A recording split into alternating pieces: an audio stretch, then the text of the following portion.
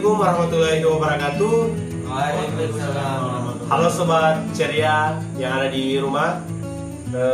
Selamat datang kembali di Talk Show spesial perkembangan peserta didik.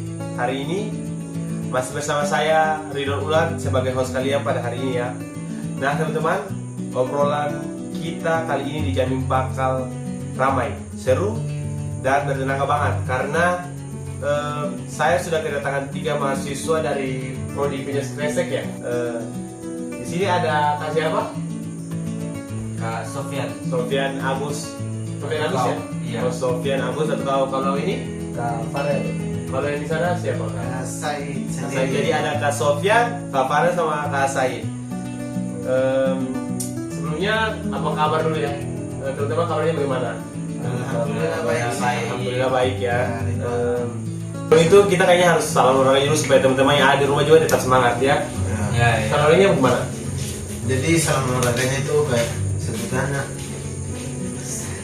Kalau salam olahraga, Kayak kami bilang salam olahraga. Terus yang teman-teman lainnya jaya. Oke baik. Kali gitu. Jadi kayaknya teman-teman salam olahraga jaya. Jayanya 3 kali ya. Oke kita mulai ya. Saya Bibi aja kalau Ya, Gak apa-apa. salam olahraga jaya. Wow. Mantap sekali ya energinya. Ya. Nah teman-teman, hari ini kita mau membedah materi dari mata kuliah perkembangan peserta didik ya.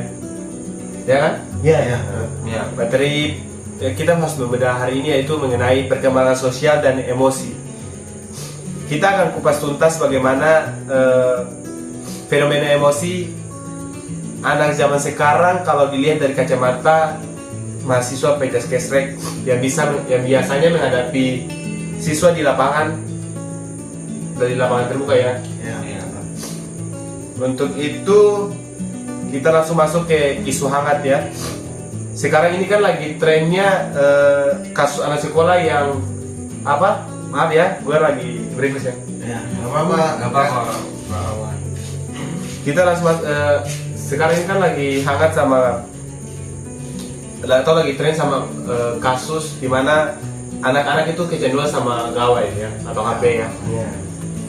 Jadi mereka tuh malas bergerak. Lalu kalau HP-nya disita mereka tuh apa namanya? Tantrum atau ngambek. Ngambek gitu. Ngambek. Di sisi lain cyberbullying dan tawuran antar pelajar juga marak dipicu, saling ejek di media sosial ya. Ya. Sebagai anak olahraga nih, Ya. melihat fenomena luapan emosi ini seperti apa sih? Dari pertama dulu kita ke Kasai dulu ya. Menurut saya sih wah itu fenomena yang real banget kita temui pas praktik mengajar di sekolah sendiri. Anak-anak sekarang saking asiknya main gawai, mereka kekurangan ruang untuk menyalurkan energi fisik mereka. Padahal kalau kita merujuk pada definisi emosi di materi kuliah kita, baik menurut Oxford English Dictionary maupun Erik Erikson, emosi itu kan reaksi perasaan yang muncul dari pikiran kita sendiri dan situasi tertentu. Ada tahap fisiologis yang disebut state karena mereka kekurangan bergerak dan emosinya cuma terpendam di layar HP. Begitu ada pemicu kecil di dunia nyata, ekspresi yang keluar adalah ledakan amarah yang tidak terkontrol dari anak-anak itu sendiri, Kak Ridwan. Betul ya, emosinya tidak tersalurkan secara sehat ya. Secara sehat, Kak Ridwan. Kalau dari sudut pandang perilaku sosial di lapangan, bagaimana ya Kak Sofian? Nah, dampak lanjutannya masuk ke perkembangan sosial mereka, di mana di materi kita akan ada 9 bentuk tingkah laku sosial, mulai dari yang negatif seperti pembangkangan, agresi, perselisihan, sampai yang positif seperti kerjasama dan simpati. Fenomena cyberbullying dan tawuran itu bukti nyata bahwa tingkah laku agresi dan pembangkangan anak-anak zaman sekarang bergeser ke ranah digital karena mereka gagap dalam bersosialisasi secara nyata. Mereka gampang berselisih karena emosinya tipis. sejarah melatih simpati di dunia real atau dunia nyata. Setuju banget sama Kakak Sofyan. Dari kacamata kesehatan mental dan lingkungan, anak-anak yang kecanduan gawai ini fungsi emosi, sensoris, dan psikisnya jadi tidak seimbang. Emosi psikis seperti perasaan sosial dan perasaan susila atau etika, mereka mengalami disrupsi. Mereka kehilangan empati karena interaksinya pasif di media sosial, sehingga saat melakukan perundungan siber, mereka merasa bebas dari rasa bersalah atau tanggung jawab susila. Luar biasa ya analisis pembukaannya. Ya. Berarti ini ada kaitan erat juga dengan kecerdasan emosional yang sempat disinggung oleh Daniel Goleman di materi perkuliahan juga ya. Ya. Tepat sekali Ridwan. Goleman bilang emosional itu seringkali lebih menentukan kesuksesan hidup daripada IQ.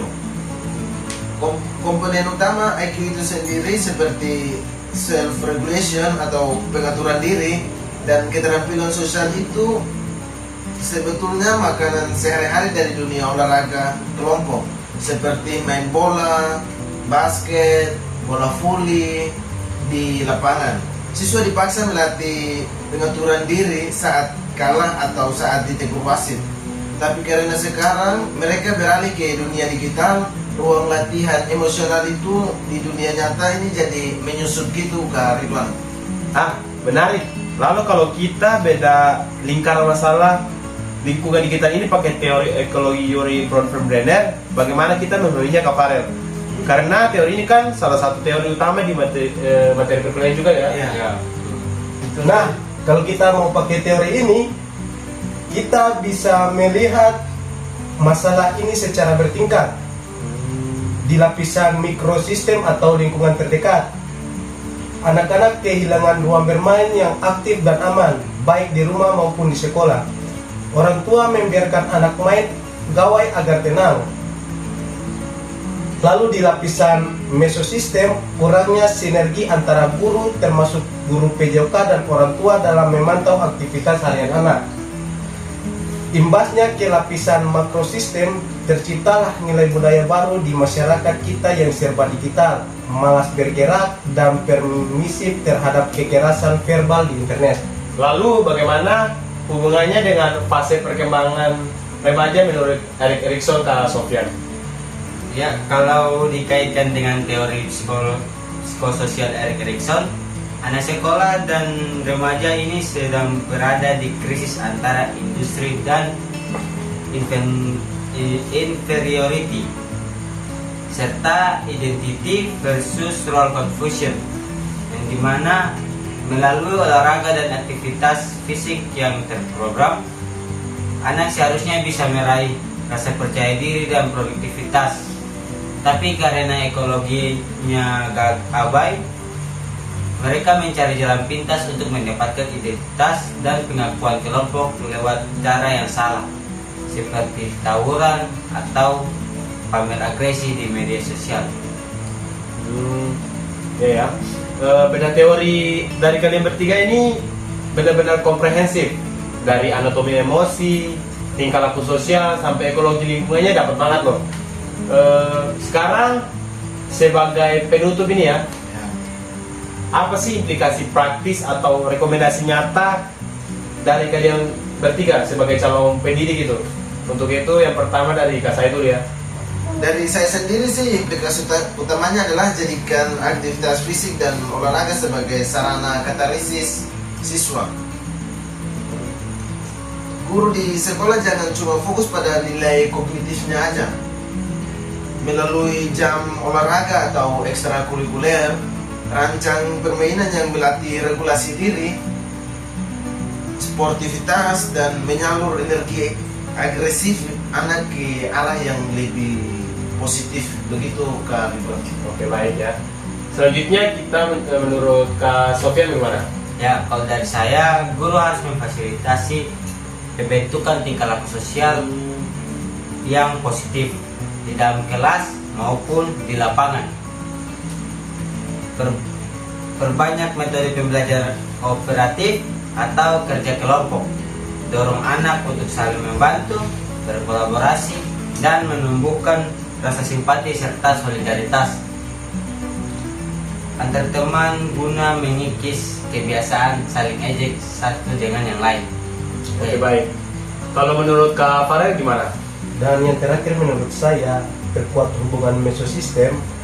Guru harus aktif berkolaborasi dengan orang tua untuk mengontrol kesehatan fisik dan mental anak.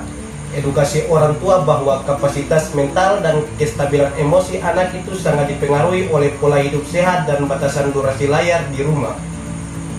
Kita harus bentengin mikrosistem anak bersama-sama. Ya, itu menurut saya sendiri. Luar biasa sekali ya diskusi kita pada hari ini. Sobat-sobat semuanya, teman-teman semuanya yang ada di rumah. Jadi kesimpulan talk show kita pada hari ini adalah menjaga perkembangan sosial dan emosi anak di era digital. Kita tidak bisa cuma dengan kata-kata untuk menasihati anak-anak kita atau siswa-siswa, tapi kita juga harus diajak bergerak, berinteraksi, dan aktivitas nyata. Karena di dalam tubuh yang aktif dan sehat terdapat emosi dan jiwa yang stabil. Terima kasih banyak ya untuk beda materi pada hari ini Kak Said, Kak Fadil, Kak Sofian. Sama-sama. Teman-teman, sebelum kita mengakhiri talk show kita pada hari ini, kita akan kasih satu yel dulu yang awal ya, seperti salam olahraga tadi. Ya. Salam olahraga, jaya jaya jaya. Saya Ridwan Ulat pamit undur diri. Wabillahi taufiq wal hidayah. Wassalamualaikum warahmatullahi wabarakatuh. Waalaikumsalam. Terima kasih. Ya, makasih. Jangan sungkan-sungkan untuk Ya. kontak ya. Ya, terima kasih.